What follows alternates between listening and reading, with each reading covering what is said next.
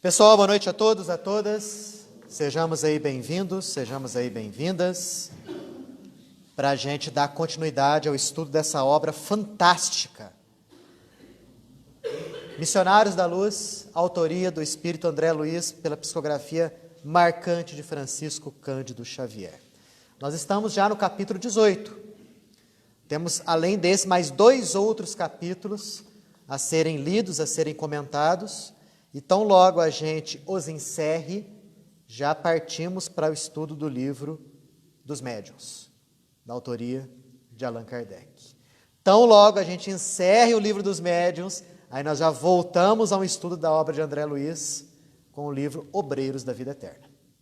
Correto? Bom, capítulo 18 hoje tem muita coisa para a gente falar. São vários ensinamentos, várias lições de um assunto que é palpitante, que é algo que todos nós buscamos saber, temos dúvida, obsessão. Pois é, hoje vamos falar acerca de obsessão. Começa esse capítulo com André Luiz dizendo que aquele centro espírita que ele estava frequentando ali e que o mentor Alexandre era um dos responsáveis ali por aquele local, aquele centro espírita tinha, por orientação dos benfeitores maiores, uma reunião dedicada à tarefa do atendimento de casos de obsessão, né? Grupo de desobsessão. Quando existia a oportunidade desse grupo se reunir, e ele se reunia, pelo visto aqui, semanalmente, havia necessidade, como diz André Luiz aqui, de limitar o número de encarnados presentes naquela reunião. Com qual objetivo? Diminuir a diferença de vibrações presentes ali no ambiente. Nós vimos nos capítulos anteriores ali, que naquela época era um costume até algumas reuniões mediúnicas serem abertas. E nós vimos que, como era muito comum esse tipo de situação, era muito frequente a heterogeneidade vibratória. Ou seja, as pessoas que estavam ali, talvez participando da reunião mediúnica, como, assistindo à reunião, elas não se encontravam, talvez, muitas delas plenamente preparadas para frequentarem aquele local, gerando daí até mesmo certas dificuldades para o exercício da tarefa. Dificuldades essas que eram plenamente aplainadas pelos próprios benfeitores do local, mas não deixam de ser dificuldades. Quando o caso é uma reunião de desobsessão, a questão relacionada ao número de encarnados, aqui, conforme a gente viu, era prioritária também. Reduzia-se o número de encarnados presentes ali no local. Conforme André Luiz coloca aqui, somente alguns indivíduos estavam presentes, 2 médiuns, alguns orientadores e os próprios obsediados estavam presentes ali no ambiente. Mas daqui a pouco ele chega a falar um pouquinho mais a respeito disso aí. Antes da reunião propriamente dita começar, André vira para Alexandre e pergunta: Alexandre, todo obsediado é médium? Olha que pergunta, já de início, interessantíssima, né? E Alexandre fala o seguinte: olha, André, médium todo mundo é. Todos nós somos médios, sendo encarnados, sendo desencarnados. Quando a gente se eleva, quando a gente cresce espiritualmente, nós nos tornamos médiuns das forças superiores, do bem que existe acima de nós. Quando nós caímos moralmente, nós nos tornamos médiuns daquelas forças desequilibradas e inferiores que estão nos planos escuros da existência. Então, todo mundo é médium, sendo encarnado ou desencarnado. Agora, antes mesmo de ser considerado como médium, o obsediado deve ser tratado como um doente, como um enfermo, que representa ali um grande número de enfermos que estão desencarnados. Por isso, que tarefas como essa, de desobsessão, são tarefas que devem ser levadas a efeito com muito carinho, com muita atenção, com muito cuidado, com muita prudência. Você está tratando ali de um caso em que há um encarnado sofrendo. Mas que esse encarnado que está sofrendo, ele representa talvez uma legião de desencarnados que não sabem, mas estão sofrendo tanto quanto o encarnado. E sabe-se lá os laços que unem esses seres ao longo da história, que obviamente não podem ser desatados de um instante, de um momento para o outro. Tanto que André Luiz até pergunta, e faz até uma observação para Alexandre. Alexandre, eu estava até mesmo observando ali e ouvindo as conversas dos nossos irmãos encarnados, ali antes da reunião começar, em que eles estavam falando a respeito da reunião, que eles estavam falando a respeito dos obsediados, e eles muito otimistas com relação aos casos que iriam ser ali tratados, a ponto até mesmo de prometerem cura para os próprios familiares que estavam lá trazendo os obsediados, os seus parentes, para aquela reunião. E depois dessa observação, Alexandre fala o seguinte: olha, os encarnados, eles só veem o ato presente de uma história que talvez já esteja durando séculos. E é certo isso, pessoal. Há inúmeros casos de obsessão cujas raízes estão ali entrelaçadas em séculos passados. Dramas de almas que você não sabe dizer corretamente quem que é a vítima, quem que é o perseguidor, quem é o carrasco, quem é aquele que está sofrendo. Nós, encarnados, temos uma visão muito restrita desse processo todo. Ali a gente só vê o quê? O obsediado que está sofrendo. E normalmente o que a gente pensa? Vamos tratar de espantar o obsessor. Assim como nas igrejas evangélicas eles tratam de expulsar o diabo, muitos de nós ainda pensamos dessa forma. Vamos lá tratar de expulsar o obsessor. O próprio Chico, certa vez, quando questionado a esse respeito, ele falou: gente, vamos tratar os dois. Vamos tratar tanto o obsediado quanto o obsessor. Porque ambos são filhos de Deus, como nós aqui, e ambos estão sofrendo. E a chamada vítima de hoje pode ter sido muito bem o carrasco de ontem. Então nós temos uma visão muito restrita de todo esse processo. E e Alexandre até fala nisso aqui, quando os encarnados, os dirigentes da reunião, os médiuns, eles chegam até o obsediado, ou aos familiares do obsediado prometendo cura, não pode deixar que hoje a gente vai resolver isso daí. Eles estão sendo até certa forma levianos, porque não se sabe exatamente quanto tempo vai durar o tratamento, porque depende muito dos dois lados, depende muito tanto do lado do encarnado, quanto do lado do desencarnado. É claro que ter bom ânimo, né, é sempre muito bom. Quando você vai exercer alguma coisa, qualquer coisa que seja, e principalmente na parte espiritual, o bom ânimo, o querer fazer o melhor, o querer ajudar, é dos pilares principais. Mas daí você já prometer coisas, não dá, gente. Não tem como. Infelizmente ainda tem gente que faz isso. Ao invés de, vamos ajudar, vamos estender nossa mão, vamos fazer a nossa parte, tudo que tiver ao nosso alcance nós vamos fazer, isso é o correto? Fazem o seguinte: pode deixar que aqui a gente resolve o problema na mesma hora. Não é assim que a coisa funciona. Eventualmente, pode ser que algum tipo de cura chegue. Mas como Alexandre fala um pouco mais para frente ali, essa cura vai chegar como sendo um resultado de um processo longínquo de aprimoramento, tanto de um quanto do outro. Até aqui, alguém quer perguntar alguma coisa? Alguma observação? Algum comentário? Sim, fala, Tânis.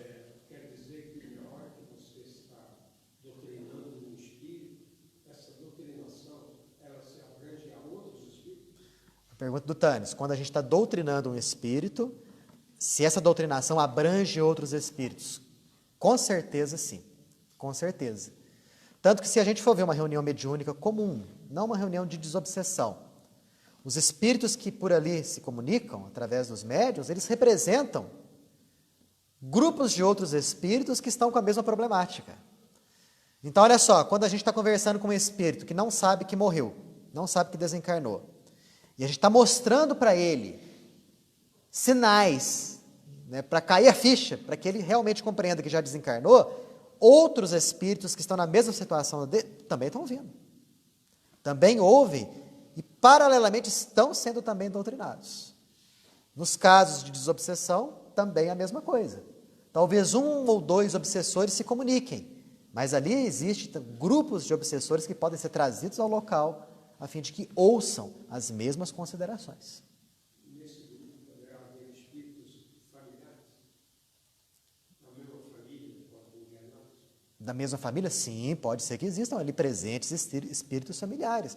Até mesmo aqueles que estão em boa condição vibratória e que desejam auxiliar tanto o obsessor quanto o obsediado. Né? Esse auxílio, essa ajuda é uma coisa que acontece frequentemente. Né? Frequentemente nós pensamos também que deve existir muitos espíritos benfeitores querendo ajudar a vítima. Claro, mas esquecemos também de que existem também muitos espíritos benfeitores querendo ajudar aquele que está perseguindo, o perseguidor.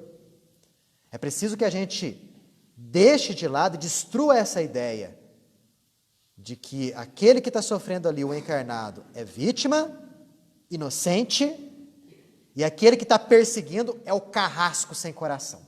Não é assim.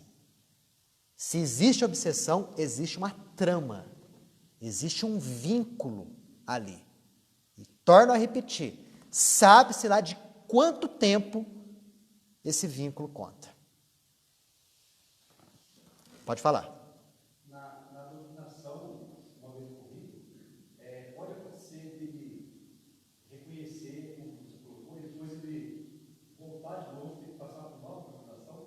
Olha, a pergunta é com relação à doutrinação, se pode acontecer do espírito doutrinado reconhecer que errou e ele ter que voltar novamente em novas doutrinações. Essa é a pergunta. Olha, voltar novamente em novas doutrinações só se ele tiver uma recaída. Vamos dizer assim, se ele decidir realmente, usando o seu livre-arbítrio, voltar naquilo que ele estava fazendo. Pelo menos é assim que eu enxergo. Porque uma vez ele decidindo firmemente que aquilo que ele está fazendo é ruim para ele próprio, e que ele pode ser auxiliado, pode ser ajudado, creio que muito dificilmente ele vai voltar atrás nas suas ações e ter que passar por novas doutrinações. Uma vez caindo a ficha dele, uma vez ele se conscientizando, dificilmente, eu acredito, ele volta. Mesmo porque a fila é grande. Existem vários outros que estão numa situação similar ou pior do que a dele e que precisa passar ali pela reunião mediúnica a fim de ser, de certa forma, esclarecido. Bom, André Luiz pergunta para Alexandre, conhece todos os casos que vão ser tratados aqui? E Alexandre fala, todos. São 5 casos, 5 obsediados que iam ali ser tratados. Dos 5, somente uma jovem, uma moça, apresenta possibilidade de melhoras mais ou menos rápidas. Dos 5, só uma. Os outros 4, no máximo, vão sofrer ali, vão receber um socorro a fim de que os seus problemas não sejam agravados. E André Luiz acha aquilo lá interessante. Poxa, dos 5, só uma que vai melhorar assim rapidamente? Por quê? Privilégio? Essa seria a pergunta do André. Alexandre fala, não, privilégio não. Porque o obsediado, a vítima, quase sempre tem vários problemas espirituais. Se nós somos obsediados, podemos ter certeza, temos diversos problemas a serem resolvidos dentro de nós, a serem tratados aqui dentro. E, se nós não tivermos a vontade firme de nos disciplinar, se não tivermos a vontade de domar as nossas más tendências e querer melhorar, olha só o que o Alexandre nos fala. A situação do obsediado permanece a mesma e se prolonga até depois da morte física. Vocês já imaginaram a gravidade dessa informação? Que se eu sou um obsediado e eu não dou a mínima para o meu tratamento, se eu sou aquele sujeito que não quero me disciplinar, aquele indivíduo que não se adere de modo algum ao tratamento, ele vai permanecer doente, até mesmo depois que desencarnar. Porque o que leva ali ao quadro de obsessão é algo que se encontra sob o ponto de vista espiritual. Pode ser um vício, pode ser um ato de vingança de algo que foi feito no pretérito. Então, se isso não for resolvido, a morte, gente, não santifica ninguém. Morrer na carne é simplesmente se desvencilhar do corpo físico. Assim como nós nos desvencilhamos da roupa. Do ponto de vista espiritual, permanecemos do mesmo jeito que nós somos.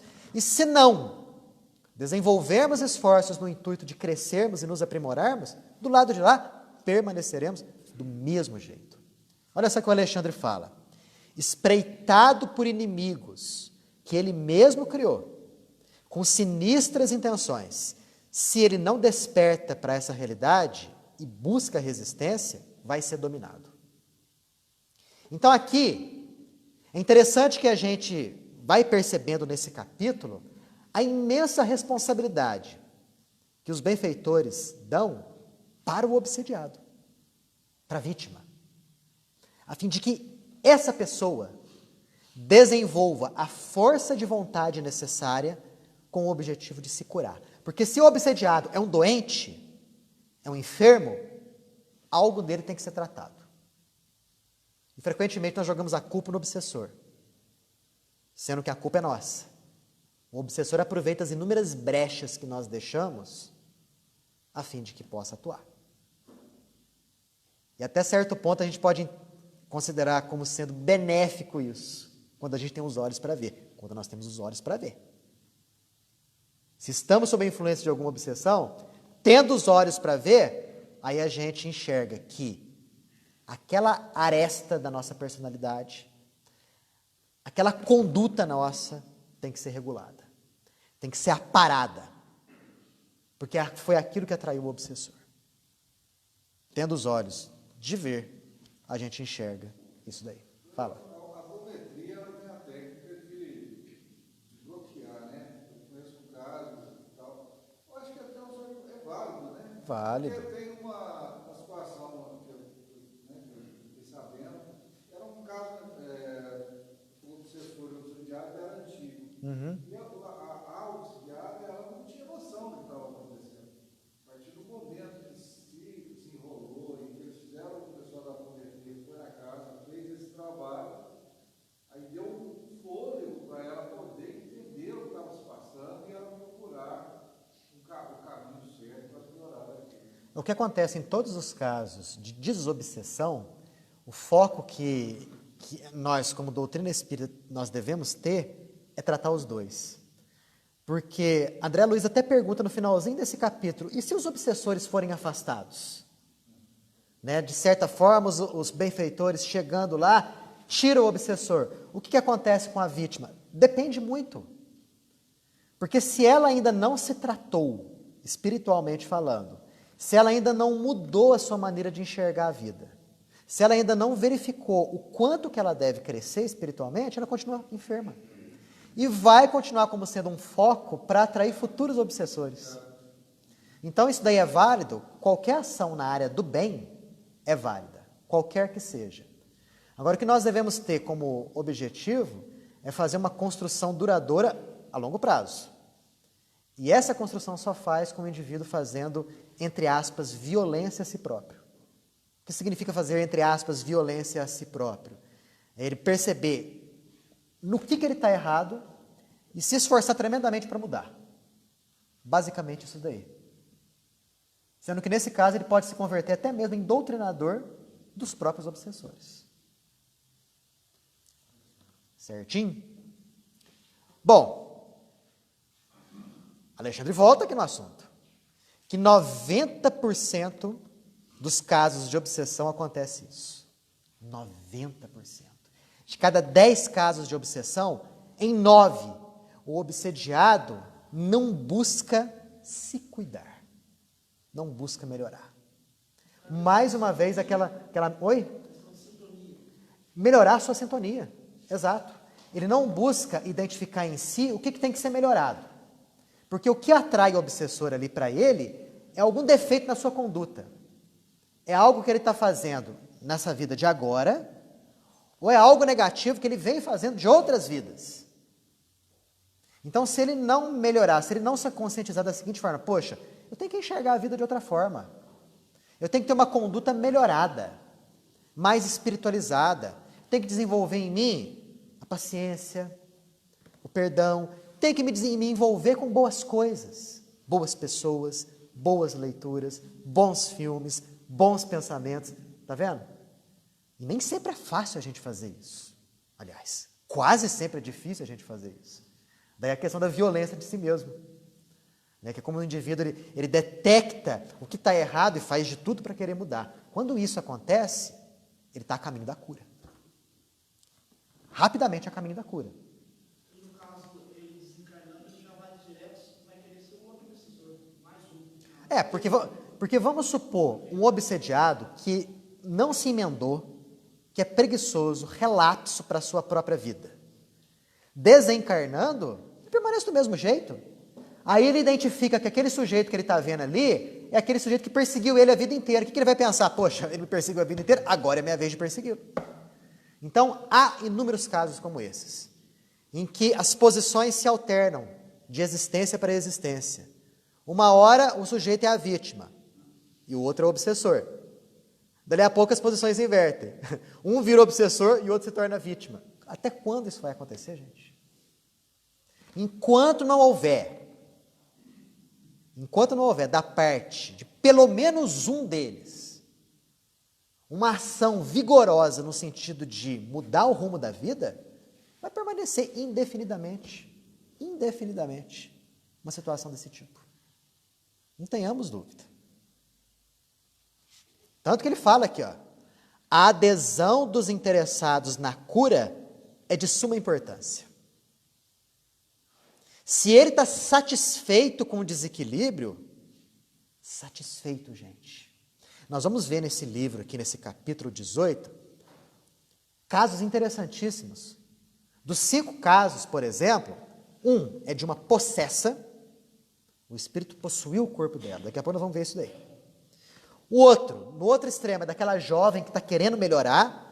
Os outros 3 casos, nós vamos perceber que eles saem quase que do mesmo jeito da reunião mediúnica. Por quê? Os obsessores temporariamente foram afastados. Mas tão logo a reunião terminou, eles sentiram falta do obsessor. E atraíram o obsessor para o convívio deles. Então, é algo que é muito comum acontecer. Aquele que é obsediado se acostuma com o seu obsessor e sente falta dele. Mesmo sofrendo, ele sente falta. Ele quer ir de volta. Há casos até de obsessores que reclamam, eu quero me afastar, mas ele me atrai. O obsessor quer afastar, mas a vítima atrai. Aí eu te pergunto, como ajudar um sujeito desse? Se ele está desinteressado da sua própria cura, se ele não faz o que tem que ser feito para poder melhorar, o que ele faz? Ele atrai o obsessor. O que o Alexandre nos fala aqui? Casos como esse, tem que se esperar a queda da sua rebeldia. De quem? Do obsessor? Não, do obsediado. E o afastamento da sua ignorância. Então, o que se faz em casos como esse? Ministra um socorro ali, transitório, mas a cura mesmo vai se verificar dali a muito tempo. Os benfeitores, eles fazem isso. Eles ajudam, eles dão boas energias, sugerem bons pensamentos. Enfim, eles fazem tudo que está ao alcance deles. Mas se o indivíduo não aderir a esse tratamento, muito pouco ele vai melhorar. E arrisco até dizer, vai melhorar quase que nada. Vai continuar do mesmo jeito. Ah, mas e se os parentes fizerem as preces, as orações, colocar o nome do obsediado no caderninho, né? Colocar o nome do obsediado lá no grupo mediúnico? Gente, não adianta. Claro, todo o trabalho do bem nunca é perdido. Uma prece, um movimento no bem. Quando eu falo não adianta, é que nós não vamos ver aí resultados imediatos. Porque aquele que é a vítima não quer melhorar. E isso é sério. Isso é grave. Os benfeitores se limitam a semear o bem agora para colher resultados, bem mais para frente. Sabe-se lá quando. Até aqui alguma dúvida? Fala, Rosa.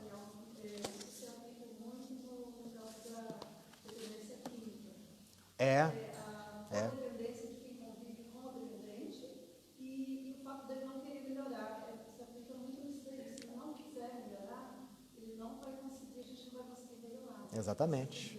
A similaridade entre a obsessão e a dependência química. Para você jogando a sementinha, uma hora dá certo. Uma hora dá certo, sim. Há que se desgastar as algemas do mal. O Alexandre fala isso numa das passagens aqui, eu achei a imagem muito bonita. Porque são algemas que nós mesmos criamos, com as nossas condutas não apropriadas. Então, se nós criamos aquela algema, nós temos que desfazê-las. Né? E a melhor maneira de desfazer é desgastando essas algemas com o tempo. Né? Através do processo de conscientização. Porque existe muito de obsessão na dependência química. Né? Temos a certeza que ali o dependente químico é um médium transtornado, desequilibrado, enfermo, de inúmeros outros espíritos ali, tão desequilibrados, transtornados e enfermos quanto ele. Daí a imensa dificuldade do indivíduo, não é impossibilidade, dificuldade do indivíduo sair de uma dependência química, né? Não é só ele. Tem vários outros ali que o utilizam como fonte do vício. É complicado. Fala.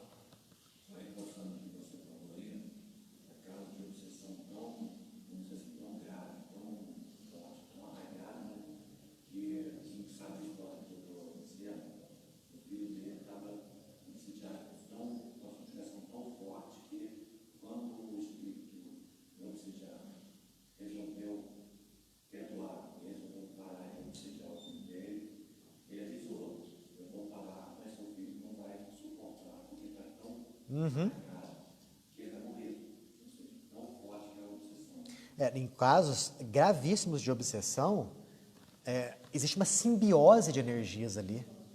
Numa das obras do André Luiz, não é essa daqui, alguma outra ali que eu não sei qual que é, não me lembro o nome.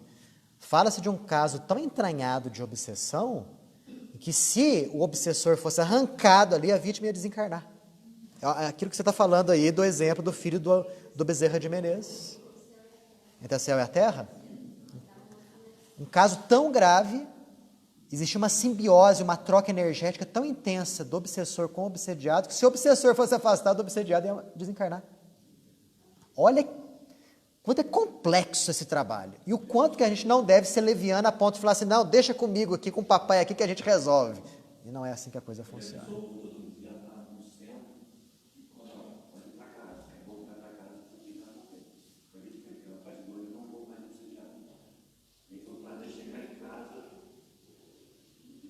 Que coisa, não? Por aí a gente percebe, né, imensa dificuldade e como que cada caso é um caso também, conforme a gente vai ver aqui. Aí Alexandre continua a falar daquela moça que está querendo melhorar. A jovem referida, ela busca, ela procura o equilíbrio das suas forças, das suas energias. Como que ela faz isso? Ela luta contra os perseguidores. Gente, o que significa lutar contra os perseguidores? Alexandre aqui enumera 3 coisas: prece, autodomínio e meditação. Então, a luta contra o obsessor se passa necessariamente no campo da alma. A prece, a jovem se recorria incessantemente à prece, que, como a gente sabe, quando o indivíduo faz as preces de coração, é um manancial de energias positivas a verter do alto. Ao autodomínio. E só tem autodomínio quem identifica aonde que está o erro. Portanto, para você ter autodomínio, você, antes disso, tem que se conhecer. Tem que saber muito bem quais são as situações que te desequilibram. Porque você sabe que se você vivenciar aquelas situações, reais ou imaginárias, você pode cair numa trama como essa. Numa influência, às vezes momentânea, mas numa influência negativa. E na meditação, que tranquiliza a mente, que asserena o ser. Quer dizer, a moça aqui no caso, exercia essas 3 coisas. Ela não esperava a cura sem esforço, a cair do céu. Ela fazia a parte dela. E o que Alexandre nos fala? Que com isso, lentamente, ela já estava entrando em contato com as correntes superiores de vida. Lentamente, ela já estava buscando o auxílio dos benfeitores espirituais e se sintonizando com eles. Os demais, dos 5, tirando ela, todos os outros 4, voluntariamente abandonaram a luta. O que se faz com um indivíduo desse? Que voluntariamente não quer melhorar? Muito pouca coisa. Como a Rose falou no campo da dependência química, da força de vontade importantíssima no campo da dependência espiritual, das obsessões, idem. Tem que ser feita rigorosamente a mesma coisa. Até aqui, antes da reunião acontecer, alguma dúvida, pessoal? Algum comentário, alguma pergunta? Fala.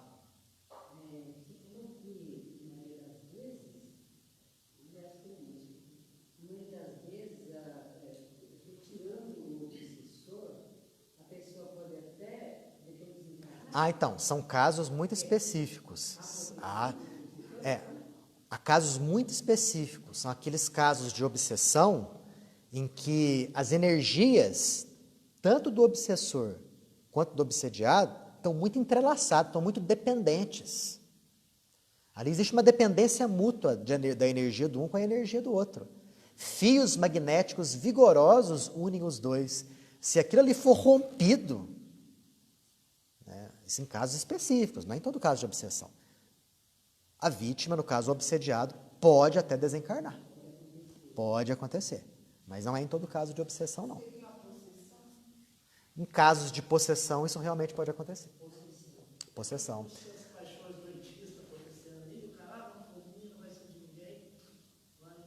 Você pode ter certeza que nesses casos aí, de crimes passionais, existe muito de processo obsessivo, né? Começa como um processo obsessivo de encarnado para encarnado, né? E com um processo obsessivo de desencarnado para o encarnado ali. Aí a desencarnação acontece por forma violenta mesmo, né?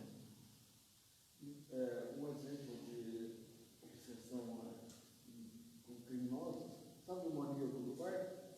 Ele relatava que tinha uma voz que pediam para ele pegar determinadas pessoas. Parece que ele não planejava. Ele estava num momento caminhando na rua. Tal voz indicava, aquela pessoa tem que morrer. Uhum. E ficava, a influência era tanta sobre ele, que ele acabava... Então, o que acontece nesses casos de serial killers? É muito comum esse tipo de relato deles. Eu ouço vozes, as vozes me pedem para matar e eu não consigo resistir. Uma verdadeira possessão. Uma verdadeira possessão. Aqui nesse livro aqui, Rosa, inclusive a gente vai ver um caso, né, de uma possessão, de uma jovem inteiramente possuída pelo espírito obsessor. Aí a gente percebe exemplos como esse daí. Bom, chegou ali o dia da reunião. O dia aprazado da reunião, né? André Luiz descreve que o número de encarnados estava bem reduzido, em virtude daquelas vibrações que nós falamos, que tem que estar muito bem harmônicas. 2 médiuns, mais 6 participantes ali, ou seja, que fazia parte da reunião mediúnica, 8 pessoas, né? 2 médiuns, 6 participantes que tinham conhecimento e prática de situações de obsessão, mais 5 obsediados presentes ali. Dos 5, André Luiz destaca 2, uma jovem e um homem, extremamente agitados. Os outros 2 eram irmãos, imbecilizados. E por último, aquela moça que estava querendo melhorar. Então, 2 imbecilizados, outros 2 extremamente agitados e um a moça que queria melhorar. Né? E acompanhando os obsediados, quem? Os obsessores.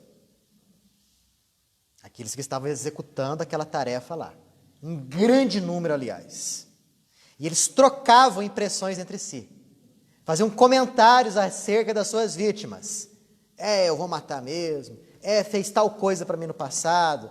Primeiro eu vou inutilizar. Ou seja, comentários. Trocavam informações, talvez, de como obsediar melhor. Porque isso acontece. Vocês sabiam que existem até na realidade espiritual, no plano espiritual, verdadeiras organizações das trevas que ensinam a arte da obsessão? Naquela cidade, mostra isso daí. Quer dizer, indivíduos que são profundos conhecedores de psicologia humana, hipnotismo, anatomia, fisiologia, que dão cursos para obsessores, a fim de que aconteça uma formação ali de um pessoal capacitado na tarefa da obsessão. Até mesmo para fazer o mal tem que ter disciplina. E é o que eles fazem. E muitos deles têm esse tipo de conhecimento e executam as tarefas dessa forma. Não é todo obsessor que é assim. Tem aqueles obsessores que desencarnam ralados de ódio e já se colam a sua vítima. E vão jogando pensamento ruim, energia negativa, que acaba desequilibrando a sua vítima. Agora, há casos de negócio muito bem planejado. Há casos de obsessões, inclusive, que usam aparelhos parasitas. Né? São as chamadas obsessões complexas. Em que aparelhos eles são colocados em regiões específicas, estratégicas do corpo espiritual das vítimas para desenvolver desequilíbrios vários, muito frequentemente no cérebro, ao longo da coluna também, ou em outros órgãos vitais. Mas isso daí é assunto para mais para frente. Quando a gente falar com mais detalhes a respeito da obsessão, a gente volta aí. Ovoides, é muito comum também em processos de obsessão utilizarem espíritos que se ovoidizam. O que são espíritos ovoides? São aqueles que perderam a forma perispiritual, humana. E eles se tornam um ser cuja forma ali é a forma de ovo, do tamanho de um crânio de uma criança. Aquilo ali é um espírito? Existe um espírito ali que perdeu a forma humana. Daniel, como é que o espírito perde a forma humana? Ele perde a forma humana quando ele fica naquele monoideísmo, pensando repetidamente durante dias, semanas, meses, anos, décadas na mesma coisa. E aí o corpo espiritual perde o estímulo de se colocar na configuração humana. E ele vira um ovoide. Esses ovoides têm uma energia extremamente depressiva, baixa. Então, há casos de obsessão em que os obsessores, exímios estrategistas dessa arte, se utilizam de ovoides que eles caçam nas regiões inferiores para acoplarem no corpo perispiritual das vítimas.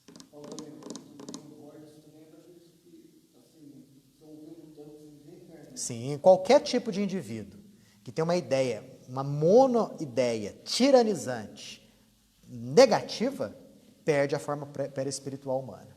Vira ovoide. Alguns líderes das trevas, como eles não querem perder o império deles embaixo, eles costumam, como eles conseguem burlar o processo reencarnatório, não sei como, e chegam ao ponto de virar ovoides. Aí eles têm técnicas de introdução de espíritos híbridos, e eles são colocados Já ouvi isso, já li isso, mas eu vou falar a minha opinião pessoal, que não é lei de modo nenhum, pelo amor de Deus. Eu acho essa informação que veio de alguns livros a respeito da criação de perispíritos artificiais e de duplos etéricos artificiais, onde são acoplados espíritos ovoides, meio fantasiosa. É uma opinião minha. Pode ser que isso daí seja real, verdadeiro, que realmente aconteça? Pode. Né? Não discuto isso não, que realmente pode acontecer. Eu sempre mantenho uma porta aberta a essas possibilidades. Mas como bom mineiro, eu fico um pezinho atrás. Né? Até eu perceber uma certa concordância das informações através de diferentes médiuns provenientes de diferentes espíritos. Se essa informação for real, né, ela vai ser espalhada. Vai ser espalhada, vai vir através de N médios, de N espíritos. Aí tudo bem. Caso contrário, por enquanto eu deixo na quarentena. Né, tem muitas informações que eu leio que eu deixo na quarentena. Uma delas é essa daí. Sim, é uma possibilidade. Não sou dogmático, não. Né, mas assim, eu fico um pezinho um pouco atrás. Bom, mas vamos lá. Estava lá os obsediados, né? Com os obsessores lá, conversando, tal, trocando baixas impressões, etc. Aí André Luiz percebe a chegada de 2 espíritos. De bom nível espiritual. 2. E aí Alexandre fala para André Luiz, André, esses 2 que você está vendo chegando aqui, são 2 que vão ser os intérpretes nossos perante os obsessores. Porque os obsessores conseguem enxergá-los, os obsessores não nos enxergam. Né? Mas aqueles 2, eles vão conseguir enxergar. E esses 2, inclusive, já eram conhecidos dos obsessores. Quando eles veem a chegada deles, eles se calam, né? Mudam de postura, e até a conversação dos obsessores fica diferente, fica mais comedida. Aí eles cutucam um ou outro e começam, e olha lá, quem está chegando ali? Estão chegando os pregadores. O que será que eles vão querer que a gente faça hoje? Né? Espero que não venham com exigências, porque a gente vai fazer justiça com as próprias mãos. Guardem bem essa palavra, justiça. É a palavra que os obsessores mais usam. Na verdade, eles estão ali fazendo justiça com as próprias mãos. Porque na cabeça deles, Deus está demorando. Na cabeça deles, a vítima está indo muito bem. Então, eles têm que pegar e fazer o serviço que compete à divindade. Nós vamos notar, nas futuras conversas dos obsessores aqui, esse pensamento. Estou fazendo justiça. Estou fazendo a justiça que Jesus pregava. Jesus não pregava a justiça? Estou fazendo justiça aqui. É um jeito até mesmo muito sutil que eles usam para poder se enganarem. Enganar a própria consciência. E até mesmo enganar alguns doutrinadores meio que desavisados aí, que caem na lábia deles. Aí veio a primeira conversa. Um desses 2 chegou até um daqueles indivíduos que estavam meio imbecilizados. Tinha uma mulher ligada a ele. Uma mulher de tristes condições. Aí ele começa a conversa da seguinte forma, olha, até que você está bem hoje, hein?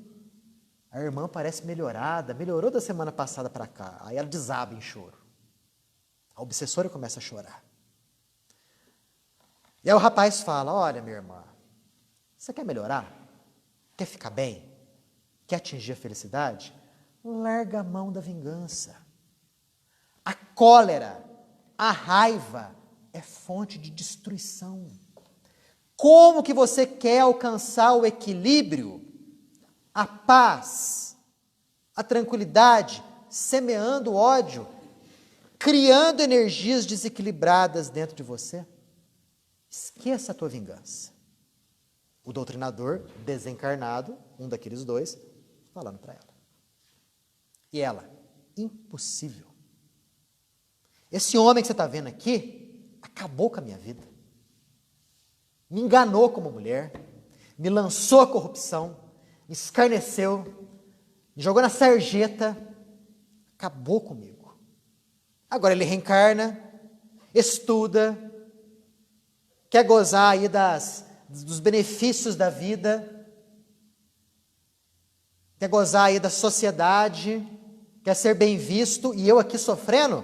De jeito nenhum. O Pai, Deus, é justo, mas cadê a justiça dele? Eu quero fazer a justiça com as minhas próprias mãos. E continua, perdoar? Eu tenho as minhas condições para perdoar. Quais são as minhas condições? Eu quero que ele passe exatamente por aquilo que eu passei. Ele não me fez sofrer? Eu quero que ele sofra. Ele não me jogou na sarjeta? Eu vou jogar ele na sarjeta também. Na época, eu queria também ser uma serva de Deus. Eu queria fazer o bem. Eu queria andar reto na vida. No entanto, ele acabou comigo. Me destruiu. E aí? Se fosse você, o que você faria? E ela faz essa pergunta para ele. Né? E ele fala o seguinte, ó, minha irmã, em todos os desastres que nos ocorrem, temos que ver a percentagem da nossa coparticipação. Reparem bem nessa frase. Serve muito para a gente. Sabem quais situações? Naquelas situações em que alguém te prejudica, naquelas situações em que alguém te xinga, naquelas situações em que alguém te faz um mal qualquer, você quer esganar aquela pessoa. Você quer acabar com aquela pessoa. Primeira coisa que nós devemos pensar. Qual a percentagem de culpa nossa naquele processo todo? Será que se eu tivesse evitado de falar certas palavras, aquilo teria acontecido? Será que se eu tivesse sido um pouco mais paciente, um pouco mais tolerante, aquela situação desastrosa deixaria de existir?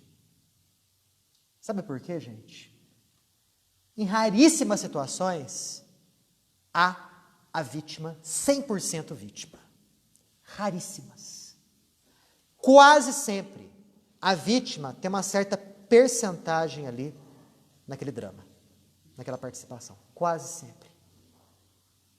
Um exemplo, se no passado, o exemplo desse sujeito, se no passado eu escarneci de uma pessoa, eu acabei com a vida dela, eu destrocei a existência daquele indivíduo, olha a minha cota de participação ali.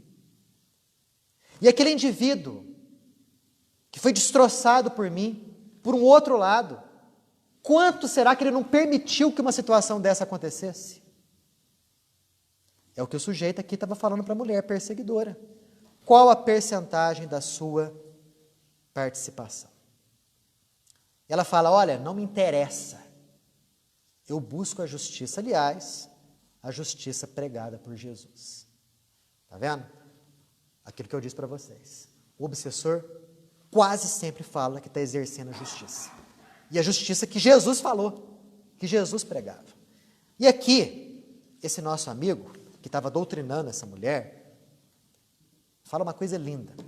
Quem tiver esse livro, Missionários da Luz, pega esse capítulo 18 e leia com muita atenção essa primeira doutrinação aqui. Quanto serve para a gente? Ele começa falando de quantos crimes são praticados em nome da justiça. Quantas pessoas tiranizam o próximo com a ideia de fazer justiça. E fala uma coisa interessantíssima, que Jesus sempre buscava fazer justiça para os outros. Para aquela sociedade necessitada, Jesus era vigilante para com a justiça dos outros. Mas ele, Jesus, foi condenado injustamente. E qual foi a atitude dele? Ele reclamou justiça para si? Reclamou, pessoal? Não se defendeu. E ele, 100% inocente, 100% vítima, não reclamou justiça para si. Sabe por quê? O mentor aqui esclarece. Jesus queria deixar para os seus seguidores, não só os discípulos não, mas todos nós de todas as épocas, eles são da prudência, do cuidado, em todos os assuntos que nos envolvem. Qualquer tipo de assunto. Nós, quando estamos encarnados, nós temos uma visão muito incompleta de quem nós somos. E menos ainda da quantidade de dívidas que nós temos. E com muita frequência, nós somos agressivos, nós somos violentos, virulentos, na exigência de justiça para nós. E nos esquecemos do quanto talvez somos culpados por ações desencadeadas lá atrás, nessa vida ou em outras vidas. Alguém pode estar pensando, poxa, Daniel, então um cara que está falando que a gente não pode se defender de jeito nenhum. Não é isso. Aqui ele fala para ter cuidado, bom senso, prudência, para que a gente não caia no desvario de, a pretexto de justiça, prejudicar o semelhante. Um exemplo até que você deu, né, dos crimes ali passionais, em que nós temos um casal. Desse casal, um ali trai. E esse, ralado de ódio, decide fazer justiça com as próprias mãos. Mata. O que acontece ali? Ele, na cabeça dele, está fazendo justiça com as próprias mãos. No entanto, a paixão que nós temos por nós mesmos é tão grande que nós frequentemente perdemos noção da medida. E mais prejudicamos do que realmente exercemos a justiça. E o benfeitor conclui: é sempre heroísmo defender os que merecem, mas Jesus se absteve de fazer justiça a si. Acima do olho por olho, dente por dente, ele nos ensinou o amai-vos uns aos outros. Eu comecei a estudar isso aqui segunda-feira, e fiquei meditando a respeito disso aqui a semana toda, até hoje. Como isso aqui é complicado, pessoal. Como isso aqui é difícil. Você é agredido por alguém, você tem um instinto de reagir. Porque você se coloca naquela posição de vítima, em que você tem que fazer a justiça com as próprias mãos. Olha, me bateu, eu vou bater também. Né? O princípio da legítima defesa, mas até que ponto vai essa legítima defesa? Até que ponto a gente pode exercer e pegar para nós a justiça? Sabe, por exemplo, a questão do carro. Eu fiquei pensando. Um indivíduo, de repente, está na rua, bate o carro um no outro. Como aplicar essa questão de ser prudente na justiça para nós, numa situação como essa de acidente? Sim. A legítima defesa vai ao limite até que não haja excesso. Se houver um excesso, não deixa de ser legítimo. Aí você acha que o obsessor que está aqui perseguindo a sua vítima, acha que está se excedendo? O obsessor que está perseguindo a vítima, ele acha que ele está se excedendo? Não, ele acha que não está. Ele acha que está na plena posse dos seus direitos. Aí é que está o grande problema. Nós não temos medida. Infelizmente, ainda nós não temos, porque nós temos e nutrimos uma grande paixão por nós mesmos. O orgulho é muito grande. E aí eu me lembro, agora está me vindo na cabeça, certo, jogar aqui na minha cabeça, a passagem de Gandhi, quando certa vez, para um bando de jornalistas, falou que nunca na vida havia perdoado ninguém. Aí os jornalistas falam, poxa, mas justo o senhor, que ajudou a libertar a Índia sem dar um tiro. Nunca perdoou ninguém. Eu falei, não, nunca perdoei ninguém, porque nunca ninguém me ofendeu. Eu nunca tive necessidade de perdoar. E com certeza ele foi muito ofendido. Com certeza ele foi muito perseguido. Tem muito caso a gente vê assim, jovens aí falam assim, eu não pedi para nascer, eu mereço passar por isso. Canso de ver isso. É porque não se sabe do passado, que implorou às vezes para reencarnar e vir numa situação como essa. Né? Jesus não proíbe a defesa, mas quando ele se absteve de se defender, qual é a lição que ele estava passando para a gente? Moderação, prudência, cuidado. Vamos perceber até que ponto a gente é culpado no processo. Porque a paixão que nós temos por nós mesmos é muito grande, é o tal do orgulho. E quando nós nutrimos uma paixão muito grande por nós mesmos, cometemos as maiores arbitrariedades, as maiores tiranias a pretexto da justiça. Dentro de casa a gente faz isso. Na sociedade a gente faz isso. Então a questão é de limites. Né? E entender isso aqui é complicado. Fiquei ruminando isso daqui na minha cabeça, e eu vou ruminar isso aqui muito tempo ainda. Até saber como agir nas situações, perante as situações. Não é tarefa fácil.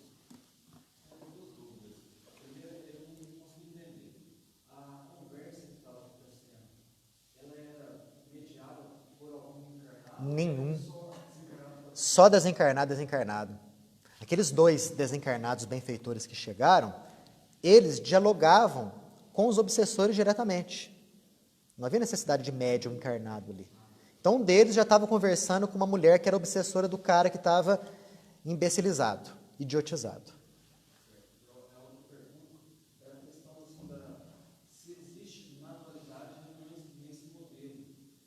Existe. As reuniões de obsessão que eu já ouvi que existem, elas acontecem sem presença física do encarnado, do obsidiado. As conversas acontecem somente com os desencarnados, então recebe-se os espíritos e conversam com os desencarnados. Mas, porque assim, pensando na presença voluntária deles, eles não querem estar lá, como que eles iriam para a reunião fisicamente? No caso dos desencarnados? Os encarnados, aí é que está. Esse é o problema de se fazer uma reunião nesses moldes com encarnados. Esse é o problema. Porque os encarnados, talvez não querendo melhorar, não querendo progredir, e com aquelas vibrações de baixo nível, vão ser talvez uma fonte de desequilíbrio para a própria reunião acontecer. Mas acontecem reuniões desse jeito. Há variantes de reuniões mediúnicas. O André Luiz, ele tem um livro chamado Desobsessão, em que ele fala só sobre desobsessão. E uma das recomendações é justamente fazer a reunião mediúnica só com os componentes da mesa. Se vier algum encarnado, obsidiado ali para a reunião, ele tem que ser atendido ali, rapidamente, com passes. Se ele receber um espírito ali, conversa, mas participar da reunião ele não poderia. Né? Justamente por conta da questão vibratória. Né? Os desencarnados, eles são atraídos e levados lá até pelos próprios benfeitores, eles reclamam muito disso. Né? O que eu estou fazendo aqui? Por que me trouxeram a força? E por aí vai. Eu acho que vou falar com a questão lá. Uma maneira que a gente pode fazer para poder não se ofender numa situação de estresse, por exemplo, seria entender aquela pessoa que está te ofendendo. Assim, o porquê que ela fez aquilo, até o grau de evolução que ela está, o que levou a fazer a vida que ela leva, as origens daquela pessoa. Então, assim, você entendendo aquela pessoa que está te ofendendo, talvez você não se sinta ofendido. No caso que você falou do ganho, por exemplo. O espírito evoluído. Então, para ele, aquilo que ele sofria não era ofensa porque ele indicava o que fazia. Exato, exato. É difícil, mas é uma Passa por aí, Nathalie, desse jeitinho mesmo. Quando nós entendemos, buscamos entender as razões do outro. Mas para isso acontecer, para a gente chegar a compreender que talvez ele esteja passando por um momento difícil, ou que ele teve talvez uma criação complicada, ou que realmente aquele é o nível evolutivo dele mesmo, ele não pode oferecer coisa melhor. Para isso acontecer, a gente tem que saber calar um pouco o nosso orgulho, né? E buscar ter aquele necessário sangue frio e calor no coração para compreender aquela pessoa, se colocando no lugar dela. Né? E numa situação aflituosa, difícil, quente ali, quem é que tem esse sangue frio? Poucas pessoas têm, né?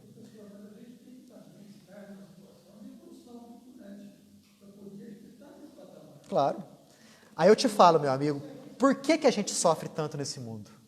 Justamente porque nós ainda não aderimos a esse modo de vida. De buscar enxergar o próximo com as suas deficiências, com as suas dificuldades, com os seus problemas, com as suas limitações. Nós ainda não buscamos entender isso. Queremos para nós. A pretexto muito de justiça. É muito difícil. Mas esse é o único caminho para a nossa reabilitação moral. Não há outro. É o único caminho. Só para encerrar, pessoal. Fala.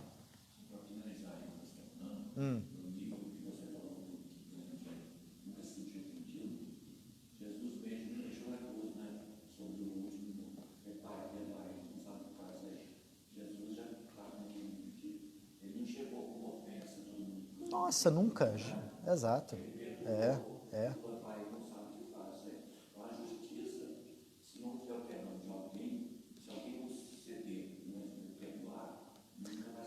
Exato, nunca. O Pai perdoar eles porque eles não sabem o que fazem. Jesus nunca se ofendeu com nada, né? Aquela questão de Deus perdoa, mas Deus não perdoa ninguém. Deus não se ofende, então ele não precisa perdoar, só perdoa aquele que primeiro se ofendeu. Vocês acham que Deus vai se ofender com as coisas que a gente faz? É a mesma coisa de uma criança ali que está engatinhando, né, buscando, querer andar nos primeiros passinhos ali, de repente cair e bater com a cabeça na tua perna e te causar uma dor. Você vai se ofender com aquilo? É a mesma coisa de Deus para conosco, não tem jeito. Só você que explicou durante a palestra, mas mais para concluir para o pessoal. A pessoa que está passando por obsessão, que está com uma depressão profunda, ou que tem um familiar com uma depressão profunda, ou até pessoas que estão já nessa fase de subjugação, o que nós recomendamos fazer, mas explicar mais claramente, tem que seguir esse caminho aqui, mais para você passar para o pessoal. No caso, o que tem que acontecer? Um tratamento em alguns níveis ali, né? Um tratamento externo. O que seria esse tratamento externo? O tratamento à base, aqui no Centro Espírita, de passes, que seria o tratamento energético, o tratamento das reuniões mediúnicas, em que o caso da pessoa é levado para uma reunião de desobsessão, a fim de que os obsessores possam ser instruídos, uma conversa com eles, e o tratamento interno, em que a pessoa é levada a assistir às palestras, aos estudos, né, a se envolver com bons pensamentos, com boas leituras, ou seja, no total ali, uma mudança total de hábitos. Sendo que esse tipo de situação pode ser estendida e deve ser aos familiares também, porque os familiares sofrem com o processo obsessivo daquele indivíduo. Então, basicamente, as ações para as vítimas seriam essa daí. A pessoa que está com ideação de suicídio, está no processo de depressão grave, a gente indica também procurar um médico. Claro. Ajuda médica.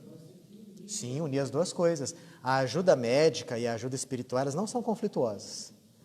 Tanto que você não observa num ambiente espírita, você falar para o indivíduo, você está tomando remédio controlado? Larga a mão do remédio controlado e vem aqui para a gente. Não se fala isso. Tem que se unir as duas coisas.